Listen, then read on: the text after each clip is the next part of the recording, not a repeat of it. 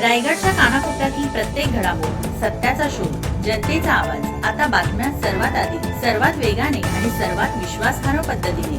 Breaking news, राजकारण, सामाजिक घडामोडी, अपघात, शैक्षणिक, सांस्कृतिक आणि विकासाच्या बातम्या पहा.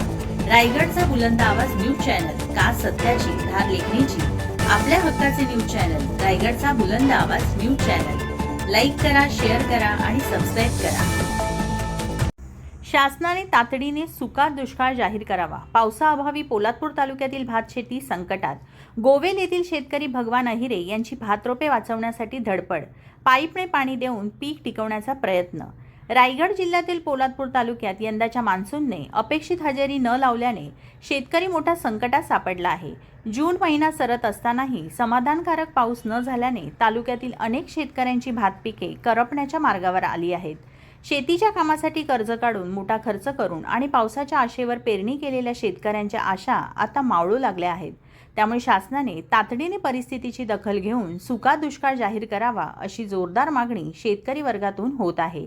तालुक्यातील गोवेल गावातील शेतकरी भगवान अहिरे यांनी दरवर्षीप्रमाणे यंदाही 21 मेच्या सुमारास भात पेरणी केली. गेल्या अनेक वर्षांपासून पावसाचे वेळापत्रक लक्षात घेऊन शेतकरी मे महिन्याच्या अखेरीस पेरणीचे नियोजन करत असतात.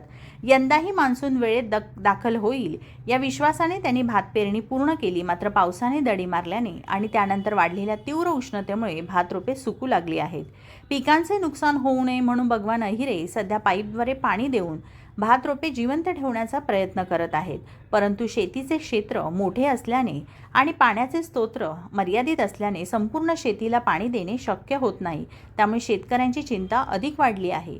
पोलादपूर तालुक्यातील अनेक गावांमध्ये याच प्रकारची परिस्थिती निर्माण झाली आहे. काही ठिकाणी भाताची रोपे पूर्णपणे पिवळी पडू लागली असून काही ठिकाणी रोपांची वाढ खुंटली आहे. शेतीमध्ये ओलावा नसल्याने जमीन कोरडी पडत आहे. परिणामी पिकांच्या वाढीस आवश्यक असलेल्या परिस्थिती निर्माण होत नसल्याने उत्पादनावर गंभीर परिणाम होण्याची शक्यता व्यक्त केली जात आहे. भात हे कोकणातील आणि विशेषतः पोलादपूर तालुक्यातील प्रमुख पीक मानले जाते. हजारो शेतकरी आणि त्यांची कुटुंबे या पिकावर अवलंबून आहेत. वर्षभराच्या उदरनिर्वाहाची, मुलांच्या शिक्षणाची, घर खर्चाची आणि कर्जफेडीची सर्व गणिते भात पिकाच्या उत्पन्नावरच अवलंबून असतात. मात्र यंदाच्या अनिश्चित हवामानामुळे शेतकऱ्यांचे संपूर्ण आर्थिक नियोजन कोलमडण्याची भीती निर्माण झाली आहे. शेतकऱ्यांनी बियाणे, खत, मशागत, मजुरी आणि इतर शेती कामांवर मोठा खर्च केला आहे. अनेकांनी सहकारी संस्था, बँका किंवा खाजगी सावकारांकडूनही कर्ज घेऊन पेरणी केली आहे. आता पाऊस पडत नसल्यामुळे हे सर्व खर्च वाया जाण्याची शक्यता निर्माण झाली असून शेतकरी आर्थिक संकटाच्या उंबरठ्यावर उभा आहे.